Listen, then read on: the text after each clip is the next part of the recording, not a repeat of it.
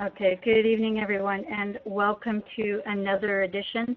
This is our second edition of The Shift. Tonight, it's Linda Layman and myself, Marq Jeffrey.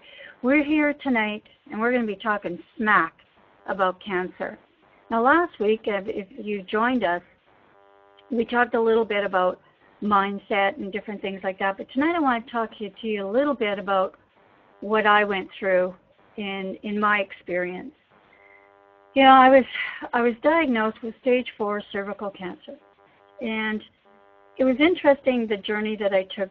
And I want to go back to the day that this all began for me, and it was more than 14 years ago. But 14 years ago was the day that I started my treatment. Now, previous to that, I'd been going to all sorts of different kinds of specialists because the reality was I had a pain in my back, okay? And for the most part, I thought it was gas. Let's just be honest here, ladies and gentlemen. I just thought, well, why can't, I'm taking this stuff, nothing's working. I was going to all these kinds of specialists, internalists, externalists, head doctors, massage therapists, everything that you can think of. I was sent to them till I ended up with a urologist, and he decided that, it must be your kidney, because by this time the pain was radiating down my leg, and it had all the symptoms of there being a kidney problem. And so when they did the ultrasounds and everything, it looked like there was a growth on my kidney, which the reality was it was a third kidney. Lots of people have it. Nothing wrong with that little guy. And it was funny because at that time I thought, I just don't think that that's my problem. But because they were specialists, I went along with it. Had this big, massive operation on my kidney, left me with a 9-inch scar on my side. And when I woke up, they said, yeah, everything's perfect. You're going to be just fine. And I started thinking, okay, fine, but I wasn't feeling any better. I still had the pain in my back. The only reason I didn't have the pain while I was in the hospital is because I was on so many meds that I wouldn't have noticed if I would have had it anyway. So I got out of the hospital, and of course you have this 9-inch scar and these big staples, and you're thinking, well, that's where the pain's coming from. So you can always rationalize everything that you want.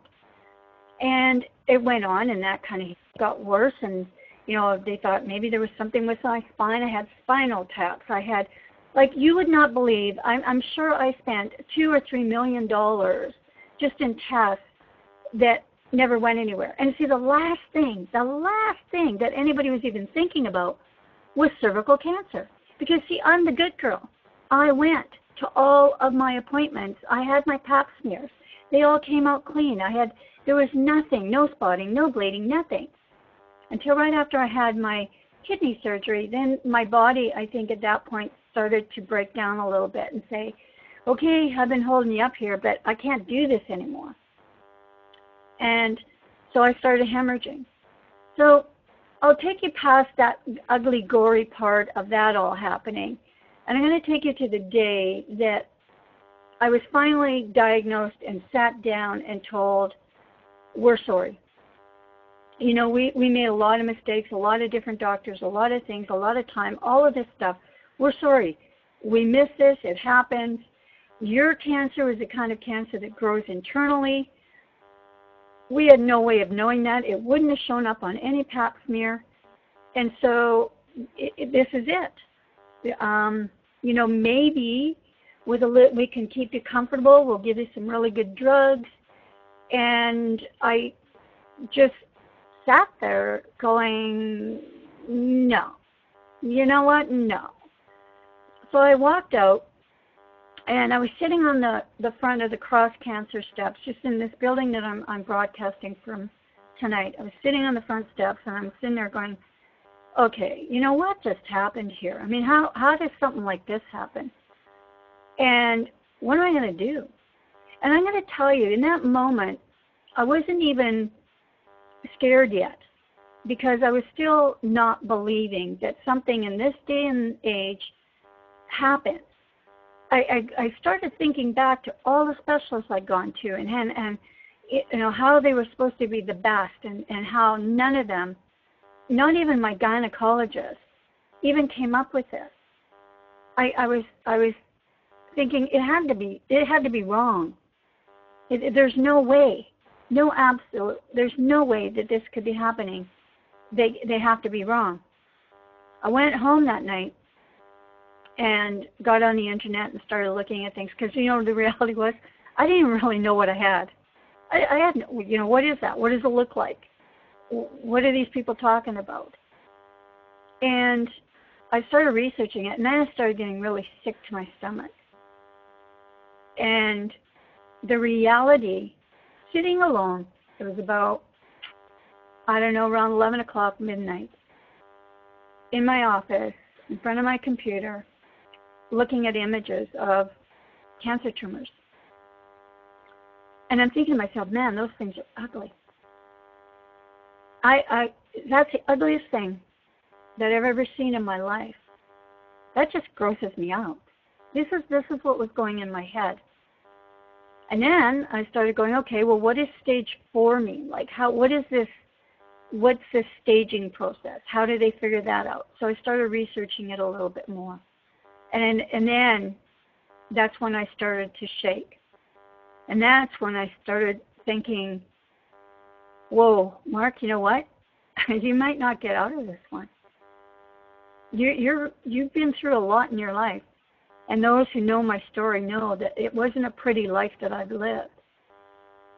But at this point, I thought, I don't know. I don't think I can do this. And I don't even know if I even want to tell anybody. Maybe I'll just get in my car and I'll drive away and I'll disappear and I'll never be found again. I mean, the strangest, most ludicrous thoughts were going through my mind at lightning speed. And then, the intervention of the universe. And you can say this is hokey pokey and all of that stuff. This is the day that I believed that somewhere out there, God, the angels, the universe, whoever, an entity, someone looks after us. Someone helps us understand. So what we need for one step further.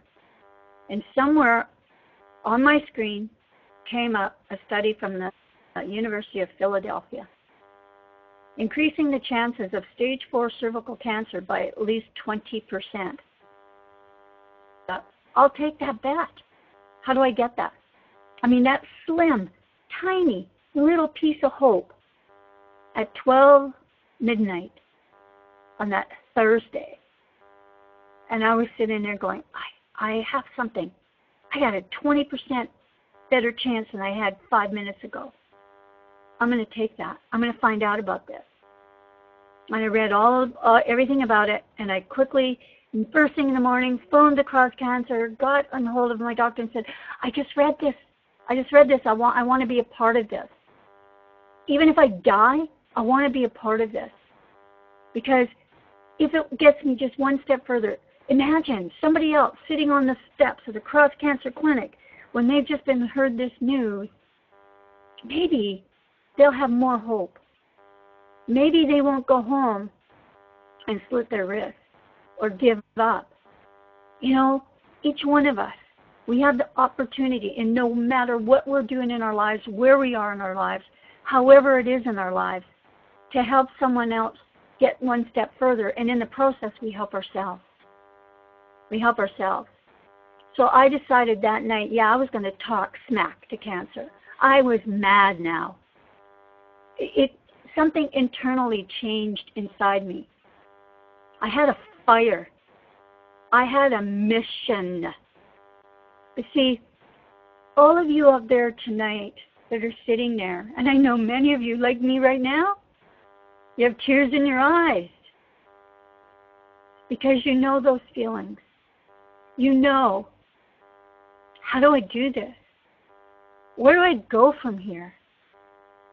And you don't have that. There's no support. You go home and your spouse kind of looks at you. Your children are afraid. Your friends are backing up going, sorry about your luck. Sometimes it's like before when you have cancer, it's not like, oh, you've got pneumonia, I'll visit you at the hospital. It's almost like they feel like it's going to be contagious. It's going to rub off on them. or they don't know how to act, or people die from it. See, you don't die from the common cold, so people can have sympathy and compassion and hand you a Kleenex. But when you got told you have cancer, oh, people die from that. I don't know how to deal with it, so everybody starts backing up, and you're standing there. And you know, when I do my show, that's where I am. I'm on that stool in that spotlight all by myself. And I know you all feel that. I know you all feel that. Many of you here tonight, just like Linda, my partner here tonight, you're going to hear from her too. You've just been diagnosed. And maybe some of you haven't even gone home and told your family yet. Maybe this afternoon, as you walked out of that screening room, you saw a poster on the wall. Come down and listen to Marq talk and smack about cancer, and you took a detour. Well, I thank God that you did, because there is hope for each and every one of us. I work with people who have been told, we're sorry. And we've changed things, diet, mindset, got better treatments, tons of stuff. But I know you're all reading it in the papers. It's big news. It's been all over Linda and our internet and our Facebook pages about how people are being turned away because they don't have the money. Because you want to know what? The next day when I bent back, that's the first thing I was asked. How much money do you have? And I said, what? How much money do you have? I said, how much money do I need? You said it could be up to $500,000. I said, okay, $500,000. Yeah, if you live. Okay. What does that pay for? It pays for that treatment that you can't get right now. What? What do you mean? Can't everybody get this? Oh, no. And guess what? Better than that, you have to be on a research group and you have to sign off on your life. That means you're going to take experimental drugs. We have no idea what they're going to do, and you have to sign off on it so none of your family sues us. So it was a very straightforward, analytical, in-my-face kind of conversation. But you want to know something? That's the kind of conversations that I can deal with. Oh, yeah? I can get that money.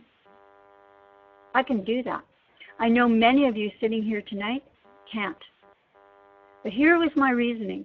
I had a home, had a daughter who was 16, and I thought, you know what? If I don't live, she can just walk away from the house and the debt and everything, because it isn't her debt, it's mine. And if I live, I'll gladly pay it back, every single dime. And I did. Now, it cost me about $250,000, just a little bit more than that, to save my life. I know a lot of people here in this room listening to us tonight, and those who will hear this recording will say, well, I can't do that. And I understand that. But if we don't all fight and say, you know what? It's about bloody time our government allowed us to live, gets these things for us, for everyone, the poor, the rich, everyone. People will continue dying from cancer, and there's cures out there. And I know we can get all into the pharmaceutical issues and different things like that. I know that. This is a big issue. And Linda and I, oh, I'll tell you, we're going to be talking about it all. There's going to be the truth happening here. Every Monday night, we're going to put it out there. And we're going to be talking about it. And we're going to find you a way. If you contact us, I'm going to find you a way. We're going to have our websites up here. You can contact us through those. You can say, hey, Marq. You can catch us on Facebook. Say, hey, Linda, Marq, I need some help here. We are going to be there, and we are going to help you.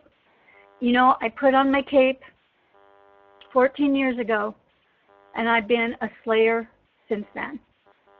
And I'm not going to stop now. I know many people, while they're going through cancer, they're, I'm going to help people, and they volunteer and they do stuff.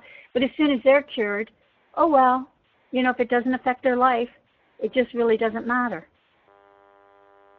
But we're not going to put down the cape or the sword. I'm not. Till my dying breath, I'm going to fight. And I want you all to do that too. I don't want you to hear anybody say, we're sorry. You know what? As soon as they say that, you go, in your face, dude, because I'm going to do something about this. And I know somebody who's going to help me. I'm here and Linda's here. Now, this is a half-hour show, and I've taken up half of it, telling a little bit and having a little bit of a rant. But I'm sitting here in front of you, and I can see the tears. I can see the looks in your faces. And I'm here to tell you, we're going to take those tears away.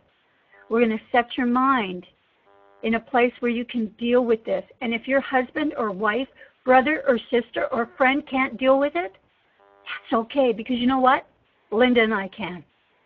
See, I'm the loud and the big of the voice.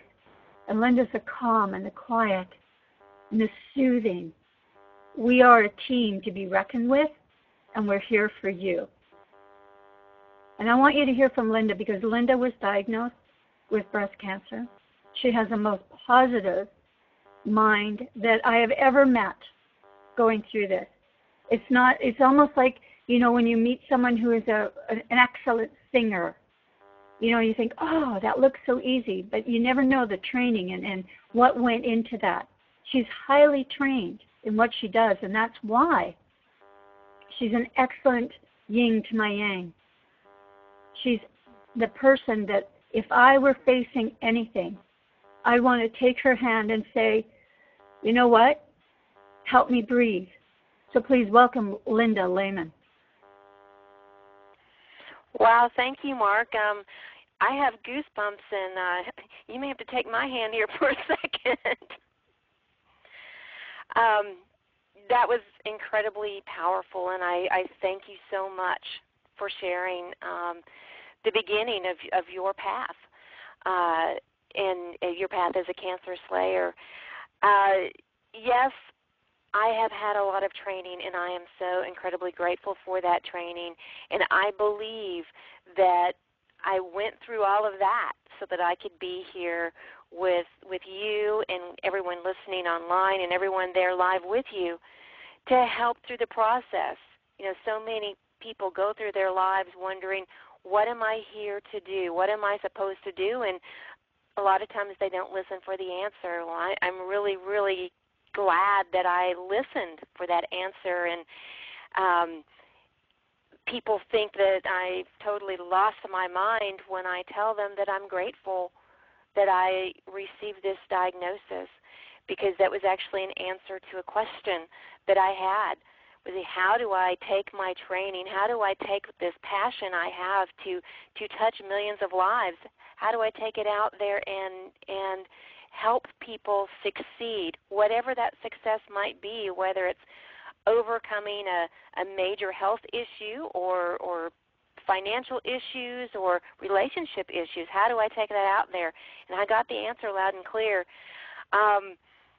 You know, the first time that somebody actually verbalized to me that I had breast cancer, it was in the initial stages, and it was, I talked about this last time, very unceremoniously told to me by a radiologist that this tumor that I have in my breast is cancer and it needs to come out. It needs to come out now. But I haven't even shared this with my wonderful and supportive husband, Randy, but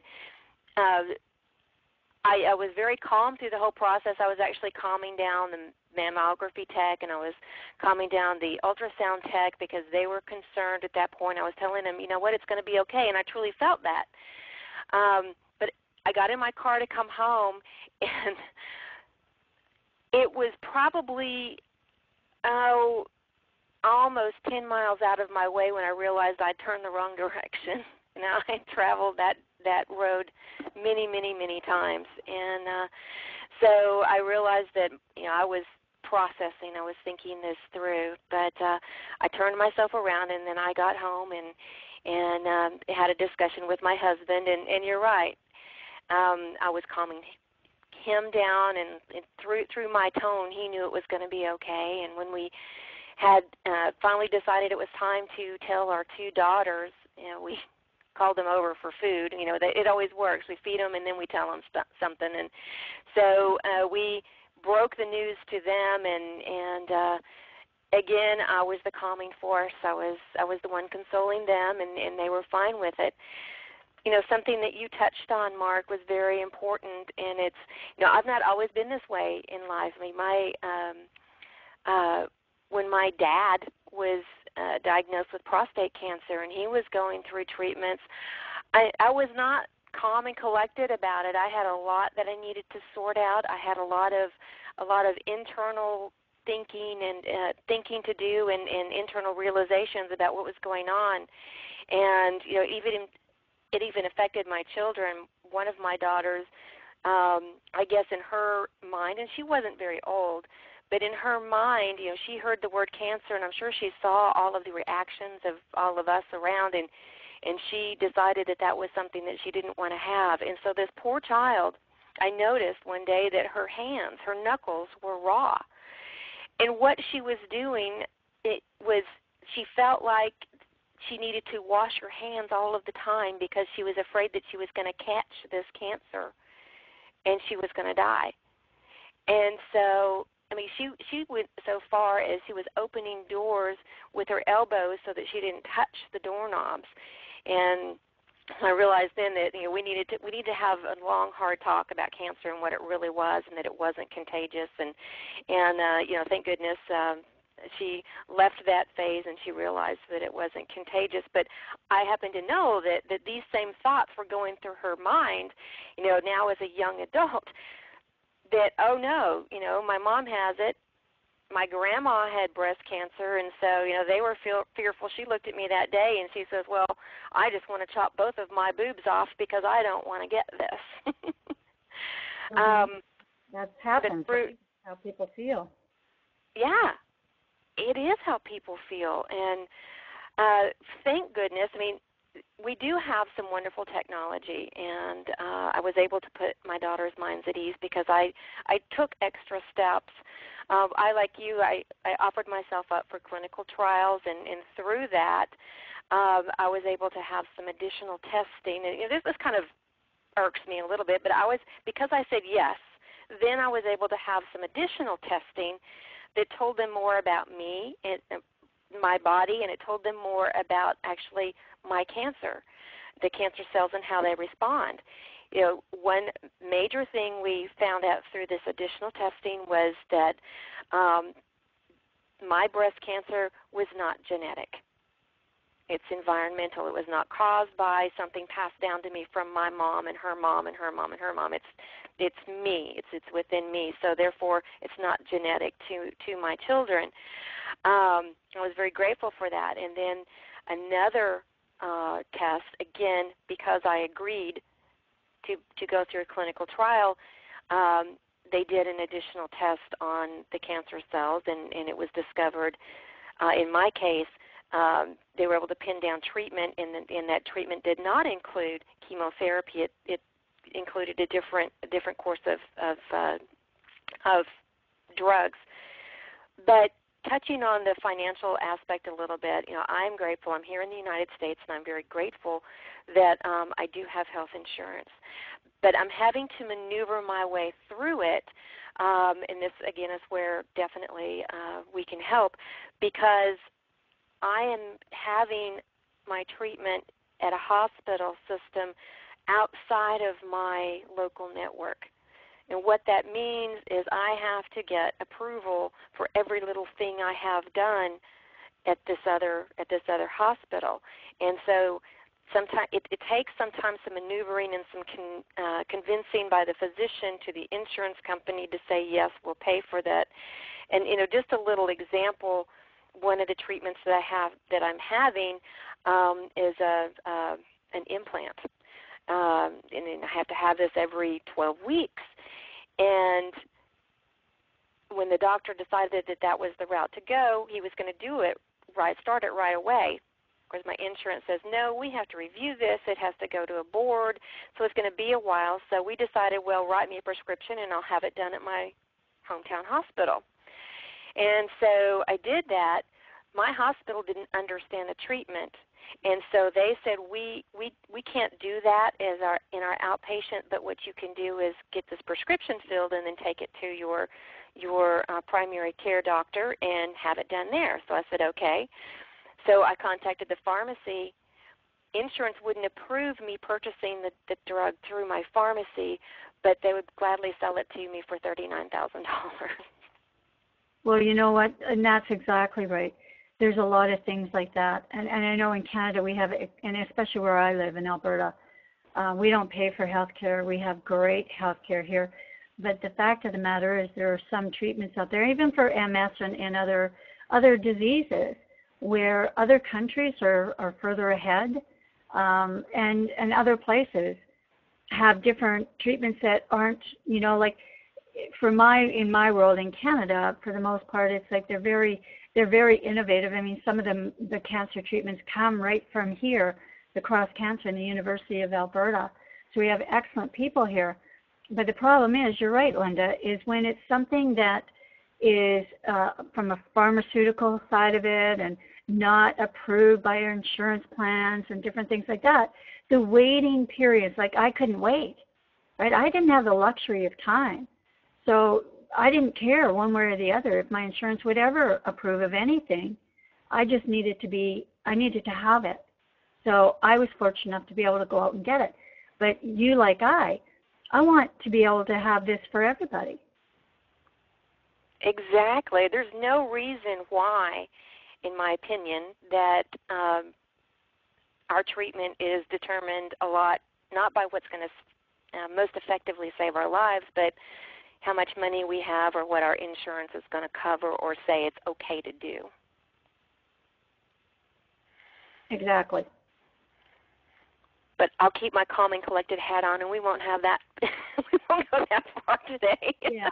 There's not enough time. We're almost at the bottom of the hour, but maybe that is a discussion for another day, and I will do my best to work through the some of that anger that I feel toward it. But you're right. I think that getting our legislatures, our governments involved in the real side of it. I also have spent 30 years working in the healthcare industry, and it's a double-edged sword because I also see it from another side, another angle, and I still don't understand it, and I still get on my soapbox. As you said, I think talking about the pharmaceutical industry is certainly a topic that we would love to slash our swords around another time, because it's not just hospitals, it's not just physicians. We have consumer involvement, and we definitely have pharmaceutical involvement, and even insurance company involvement, and none of them are on the same page. I think. Even as a world, we've kind of forgotten about the patient care aspect of it. How can we best take care of this fellow human being and help them survive, help them get well? And you're right too in the aspect that when I look at it, my perspective, Marq's view, is the fact that if we were able to have all people understand and everybody working together in better teams, the nutritionists, the dietitians, the doctors, the pharmacy, the radiologists, if they had better teams put together and everybody wasn't so afraid of, marking their territory and holding that for their funding issues, more people it would be less taxing on, the money would be less taxing, the financing would be freed up in different areas, because people could be looked after better right from the get-go. I mean, look at this. I mean, we need better screening processes, and we've come a long way. But as women, for the most part, we have to be a lot more vocal, and we have to take a lot more, action and responsibility to get answers. We can't be second-class citizens. It's funny, Linda, and I know we are coming at the bottom of this half hour, and I think we're going to have to extend these to an hour here coming very, very soon. But we have women in third world countries that actually have better care than we have here. That, to me, just, makes my blood boil. You're right, Marq. Mine too. But, you know what? I don't want to leave everyone on a very down, negative note tonight. So I want to reiterate, what you said at the very beginning, that no matter what, anyone listening, either live tonight or listening to our rebroadcast, no matter what you're going through, understand that you have two very strong, powerful women here who are standing there with arms wide open, ready to help you out. And we're here every Monday night. We are going to be here. We're going to be talking about a lot of different issues too, because as you go through this process, you will understand that there's other things, other needs that need to be met. It's not just the process and medical issues and these things fighting. It's what happens after, what happens with relationships, the scars, and how you make it through the remainder of it. And I'll be talking about that because it is 14 years later. And I consider myself extremely lucky that I had 14 years because I asked for 2. And so I figure I'm just having a great time here. But other issues came up many, many years later. So even though all of us, I know each and every one of us who have ever been touched by cancer always wonder that pain, that little this or that, is it cancer coming back again? Is my life going to end this time? We live with that fear, and Linda and I are going to be here to talk about that too, because you don't have to live with that. You don't have to, nor should you, because again, when your thoughts are in that place, your body just has no other action but to follow. So we're going to be talking about that too, and to me, that's, the most important thing is, and anybody will tell you this, what happens between your ears, that's going to determine whether you survive, whether you live well, and how you live beyond the cancer and the recovery. So we want to thank you once again for spending this time with us tonight. And we are, we are looking at expanding this into an hour. We wanted to start off here, test the waters and see where it's going. But I know I have, and I know Linda, she's heard from a lot of people saying, you know what, we need a place. We need a voice too. And if you have questions that you want us to address, please, our sites are up here right now. I just looked at breastcancerhealingpath.com, mine's marksview.com, and, or on Facebook. Linda and myself are both there. Just look us up, and we are there. Comment, post, send us a message, whatever you need to do. Again, just like Linda said, we have our arms wide open, and we're here, and we're waiting for you. So, again, thank you all very much, and thank you, Linda, and I'll see you on the flip side. Absolutely.